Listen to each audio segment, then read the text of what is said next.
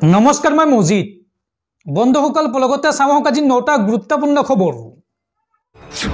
প্ৰথমটো খবৰ অৱশেষত চুবুৰীয়া ৰাজ্য মণিপুৰত বলবৎ হ'ল ৰাষ্ট্ৰপতি শাসন। মুখ্যমন্ত্ৰী এন বীৰেন সিঙৰ পদত্যাগৰ পিছতেই ৰাজ্যখনত সৃষ্টি হৈছিল অচল অৱস্থাৰ আৰু অৱশেষত গৃহ বিভাগে এক অধিসূচনা জাৰি কৰি ৰাজ্যখনত বলবৎ কৰিলে ৰাষ্ট্ৰপতি শাসন আৰু যাৰ পৰিপ্ৰেক্ষিতত এতিয়া মণিপুৰত বিজেপি চৰকাৰ ভংগ হল আৰু বলবৎ হল ৰাষ্ট্ৰপতি শাসন। মণিপুৰত ৰাষ্ট্ৰপতি শাসন বলবৎ 9 ফেব্ৰুৱাৰীত পদত্যাগ কৰিছিল ৰাজ্যখনৰ মুখ্যমন্ত্ৰী এন বীৰেন সিঙে আৰু ইয়াৰ পিছতে ৰাজ্যখনত অচল অৱস্থাৰ সৃষ্টি হৈছিল আৰু তাৰ পিছতে গৃহ বিভাগে জাৰি কৰিলে নিৰ্দেশনা। উল্লেখযোগ্য যে বিগত এবছৰে অশান্ত হৈ আছে চুবুৰীয়া ৰাজ্য মণিপুৰ আৰু শেহতীয়াকৈ মণিপুৰৰ মুখ্যমন্ত্ৰী এন বীৰেন সিঙে পদত্যাগ কৰিছিল আৰু তাৰ পিছতে গৃহ বিভাগে এক অধিসূচনা জাৰি কৰি ৰাজ্যখনত বলবৎ কৰিছে ৰাষ্ট্ৰপতি শাসন।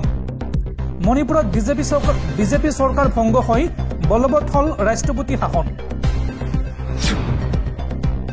পৰৱৰ্তী খবৰ উচ্চতৰ মাধ্যমিকৰ চূড়ান্ত পৰীক্ষাৰ প্ৰথম দিনটোতে অথন্তৰ ছাত্ৰক নকল যোগান ধৰি আটক হল ব্যক্তিগত শিক্ষানুষ্ঠানৰ শিক্ষক।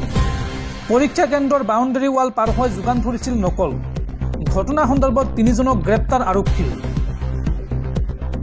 উচ্চতৰ মাধ্যমিকৰ চূড়ান্ত পৰীক্ষাৰ প্ৰথমটো দিনতে অথন্তৰ ছাত্ৰক নকল যোগান ধৰি আটক হল ব্যক্তিগত শিক্ষানুষ্ঠানৰ শিক্ষক। পৰীক্ষা কেন্দ্ৰৰ বাউণ্ডাৰী ৱাল পাৰ হৈ যোগান ধৰিছিল নকল আৰু সুৰক্ষাত থকা শিক্ষক আৰু আৰক্ষীৰ লোকে আটক কৰে 3জন লোকক।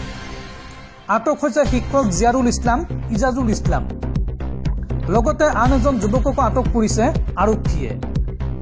এই ঘটনাৰ লগত আন এজন শিক্ষক থকাৰ কথাও স্বীকাৰ কৰিছে আটকাধীন লোককেইজনে। চামুগুৰি এটা পৰীক্ষা কেন্দ্ৰত সংঘটিত হৈছে এই নকল বয়বৰৰ ঘটনা। পৰৱৰ্তী খবৰ দেশৰ অন্যতম শ্ৰেষ্ঠ মুখ্যমন্ত্ৰীৰ তালিকাত ডক্টৰ হিমন্ত বিশ্ব শৰ্মা। দেশৰ আগশাৰীৰ সংবাদ প্ৰতিষ্ঠানৰ সমীক্ষাত পোহৰলৈ আহিছে বা প্ৰকাশ পাইছে এই তথ্য। 2025 চনৰ মোড অব দ্য নেশ্যনৰ সমীক্ষা। এই সমীক্ষাত ভাৰতৰ অন্যতম শ্ৰেষ্ঠ মুখ্যমন্ত্ৰীৰ তালিকাত স্থান দিয়া হৈছে ডক্টৰ হিমন্ত বিশ্ব শৰ্মাক। অন্ধ্ৰপ্ৰদেশ, পশ্চিমবংগ আৰু কৰ্ণাটক ইত্যাদিক অতিক্ৰম কৰিছে অসমৰ মুখ্যমন্ত্ৰীয়ে। ৰাষ্ট্ৰৰ প্ৰতি সমৰ্পিত এক উল্লেখিত নেতা হিচাপে চিহ্নিত হৈছে মুখ্যমন্ত্ৰী ডক্টৰ হিমন্ত বিশ্ব শৰ্মা। দৰ্শকসকল আৰু বহুতো গুৰুত্বপূৰ্ণ খবৰ আছে।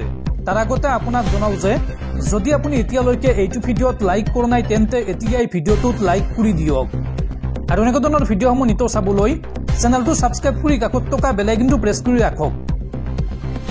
পৰৱৰ্তী খবৰ এইবাৰ নীতিশ কুমাৰক উফৰাই বিহাৰ দখলৰ ষড়যন্ত্ৰ বিজেপিৰ। দিল্লীত ঐতিহাসিক বিজয়ৰ পিছতেই নীতিশৰ বিহাৰত ৰঙাচকু বিজেপিৰ। কিং মেকাৰ নীতিশক লেং মাৰি বিহাৰত বিজেপিয়ে 225খন আসন লাভৰ বাবে গোপনে চলাইছে যুঁজা। নীতিশ কুমাৰক উফৰাই এইবাৰ বিহাৰ দখলৰ ষড়যন্ত্ৰ বিজেপিৰ। কিং মেকাৰ নীতিশ কুমাৰক যেন বিশ্বাসত ল'ব পৰা নাই বিজেপিয়ে। চলিত বৰ্ষৰ অক্টোবৰ-নৱেম্বৰত অনুষ্ঠিত হ'ব বিহাৰ বিধানসভা নিৰ্বাচন আৰু বিহাৰ দখল কৰি বিহাৰক সম্পূৰ্ণৰূপে গেৰুৱা কৰাৰ লক্ষ্য এইবাৰ বিজেপিৰ। দিল্লীত বিজেপিৰ ঐতিহাসিক বিজয়ৰ পিছতেই নীতিশৰ বিহাৰত এইবাৰ ৰঙাচকু এই দলটোৰ। বিহাৰত এনডিএ চৰকাৰৰ বিপৰীতে অকল বিজেপিয়ে শাসন কৰাৰ ষড়যন্ত্ৰ। বিহাৰৰ 243টা সমষ্টিতেই প্ৰতিদ্বন্দ্বিতা কৰিবলৈ সাজু হৈছে গেৰুৱা দল। বিহাৰত বিজেপিয়ে 225খন আসন লাভৰ বাবে গোপনে চলাইছে যুঁজা। বিহাৰ দখল কৰি কিং মেকাৰ নীতিশৰ সৈতে সম্পৰ্ক ছেদ কৰিব বিজেপিয়ে। 8 ফেব্ৰুৱাৰীত দিল্লীত বিজেপি জয়ৰ দিনাই এই সন্দৰ্ভত কেন্দ্ৰীয় মন্ত্ৰী জিতন ৰাম মাঞ্জিৰ বিশেষ টুইট। দিল্লী আবাসে এতিয়াও বাকী বিহাৰ শীৰ্ষক এক টুইটে সৃষ্টি কৰিছে এই প্ৰশ্ন। এনডিএৰ মিত্ৰ হিন্দুস্তানী আৱাম মৰ্চাৰ নেতা তথা কেন্দ্ৰীয় মন্ত্ৰী জিতন মাঞ্জিৰ টুইটৰ পিছতে এতিয়া দেশজুৰি খলকনি। পৰৱৰ্তী খবৰ হেকাৰৰ কবলত অসম সচিবালয়। বিগত 4 দিন ধৰি স্তব্ধ অসম সচিবালয়ৰ অফিচৰ কাম কাজ। স্তব্ধ হৈ আছে বিভিন্ন বিভাগৰ কাম কাজ। অফিচৰ দায়িত্বত থকা ৰেলটেল নামৰ সংস্থাটোৱে জনাইছে এই খবৰ। পৰৱৰ্তী খবৰ দেশবাসীলৈ ভাল খবৰ। পুনৰ কমিল আমুল গাখীৰৰ দাম প্ৰতি লিটাৰ আমুল গাখীৰত হ্ৰাস পালে 1 টকাকৈ উল্লেখযোগ্য যে যোৱা 24 জানুৱাৰীতো আমুলে 1 টকাকৈ কমাইছিল প্ৰতি লিটাৰ গাখীৰৰ মূল্য পৰৱৰ্তী খবৰ অহা 21 ফেব্ৰুৱাৰীত অসমলৈ আহিব আৰএছএছ প্ৰধান মোহন ভাগৱত 25 ফেব্ৰুৱাৰী পৰ্যন্ত গুৱাহাটীতে কটাব আৰএছএছ প্ৰধান মোহন ভাগৱতে সম্পূৰ্ণ সাংগঠনিক কাৰ্যসূচীৰে আহিব আৰএছএছ প্ৰধান মোহন ভাগৱত আৰু 26 ফেব্ৰুৱাৰীত মোহন ভাগৱত যাব অৰুণাচল প্ৰদেশলৈ পৰৱৰ্তী খবৰ কেন্দ্ৰীয় চৰকাৰৰ বৃহৎ সিদ্ধান্ত এইবাৰ ধৰ্মগুৰু দালাই লামালৈ কেন্দ্ৰীয় চৰকাৰে আগবঢ়াইছে Z+ নিৰাপত্তা ধৰ্মগুৰুগৰাকীৰ জীৱনলৈ অহা ভাবুকিৰ বাবেই এই নিৰাপত্তা প্ৰদান কৰিছে কেন্দ্ৰীয় চৰকাৰে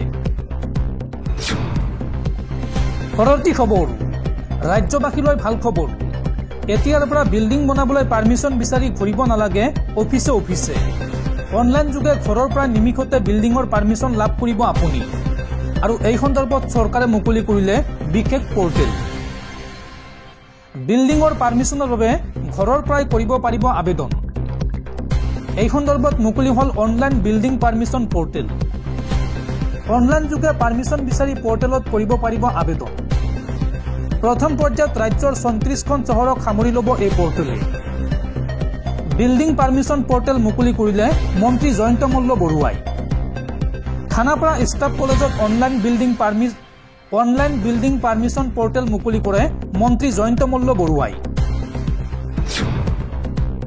পৰৱৰ্তী খবৰ বিজেপিৰ মুখ্যমন্ত্ৰীৰ বৃহৎ ঘোষণা মুছলমানৰ নামেৰে পোৱা ৫৪খন গাঁৱৰ নাম সলনি কৰিব বিজেপি চৰকাৰে নাম সলনি কৰা গাঁৱত জড়িত আছিল মুছলমানৰ নাম মুছলমানৰ নামেৰে পোৱা ৫৪খন গাঁৱৰ নাম সলনি কৰিব বিজেপি চৰকাৰে নাম সলনি কৰা গাঁৱত জড়িত আছিল মুছলমানৰ নাম ইছলাম নগৰৰ নাম হ'ব ঈশ্বৰ নগৰ আলিপুৰৰ নাম হ'ব ৰামপুৰ মোহাম্মদপুৰৰ নাম হ'ব মোহনপুৰ আকবৰপুৰৰ নাম হ'ব অম্বিকাপুৰ মুৰাদপুৰৰ নাম হ'ব মুৰুলীপুৰ নবীপুৰৰ নাম সলনি কৰি নয়াপুৰলৈ ৰূপান্তৰ কৰা হ'ব আন এখন গাঁও মোহাম্মদপুৰৰ নাম হ'ব গংগাপুৰ হাইদৰপুৰৰ নাম হ'ব হীৰাপুৰ মধ্যপ্ৰদেশৰ মুখ্যমন্ত্ৰী মোহন যাদৱে কৰিছে এই ঘোষণা উল্লেখযোগ্য যে বিজেপিয়ে দিছিল নাম সলনি কৰাৰ প্ৰস্তাৱ আৰু তাৰ পিছতে মধ্যপ্ৰদেশৰ মুখ্যমন্ত্ৰীগৰাকীয়ে এই বৃহৎ ঘোষণা কৰিছে পৰৱৰ্তী খবৰ মুকলি কৰা হল আৰএছএছ অৰ্থাৎ ৰাষ্ট্ৰীয় স্বয়ংসেৱক সংঘৰ নতুন কাৰ্যালয় নতুন দিল্লীত উদ্বোধন কৰা হৈছে আৰএছএছৰ নতুন কাৰ্যালয় কেশৱকুঞ্জ কৰ্পোৰেট কাৰ্যালয়তকৈ কোনো গুণে কম নহয় আৰএছএছৰ এই নতুন কাৰ্যালয় কেশৱকুঞ্জ 13 মহলীয়া এই অট্টালিকাত কি সুবিধা আছে চাওঁ আহক কৰ্পোৰেট কাৰ্যালয়তকৈ কোনো গুণে কম নহয় ৰাষ্ট্ৰীয় স্বয়ংসেৱক সংঘ চমুকৈ আৰএছএছৰ নতুন কাৰ্যালয় কেশৱকুঞ্জ শেহতীয়াকৈ নতুন দিল্লীত উদ্বোধন কৰা হৈছে আৰএছএছৰ পুনৰ নিৰ্মাণ কৰা এই কাৰ্যালয়টোত আছে 13 মহলীয়া 3টা টাৱাৰ এই টাৱাৰ 3টাত নাই কি ইয়াত এটা কাৰ্যালয়ত থাকিবলগীয়া সকলো সুবিধা থকাৰ উপৰিও আছে হাস্পতাল হনুমান মন্দিৰ একাধিক বিশাল সভাগৃহ পুথিভঁৰালৰ উপৰিও আৱাসগৃহ এই 3টা টাৱাৰে আগুৰি আছে প্ৰায় 5 লাখ বৰ্গফুট ঠাই ইয়াত নিৰ্মাণ কৰা হাস্পতালখনত দৰিদ্ৰ লোকসকলক বিনামূলীয়া চিকিৎসা সেৱা প্ৰদান কৰা হ'ব বুলি জানিব পৰা গৈছে ইয়াৰ পুথিভঁৰাল সকলো লোকৰ বাবে মুকলি থাকিব তথ্য অনুসৰি এই নতুন কাৰ্যালয় পুনৰ নিৰ্মাণত ব্যয় কৰা হৈছে প্ৰায় 150 কোটি টকা ইয়াত আছে মুঠ 300টা কোঠালি উল্লেখযোগ্য যে 1962 চনত দিল্লীত নিৰ্মাণ কৰা হৈছিল আৰএছএছৰ এটা দুমহলীয়া এটা কাৰ্যালয় আৰু ইয়াৰ নাম দিয়া হৈছিল কেশৱকুঞ্জ আৰু এই কাৰ্যালয়টো পুনৰ নিৰ্মাণ কৰি এইবাৰ নতুন ৰূপত সজোৱা হৈছে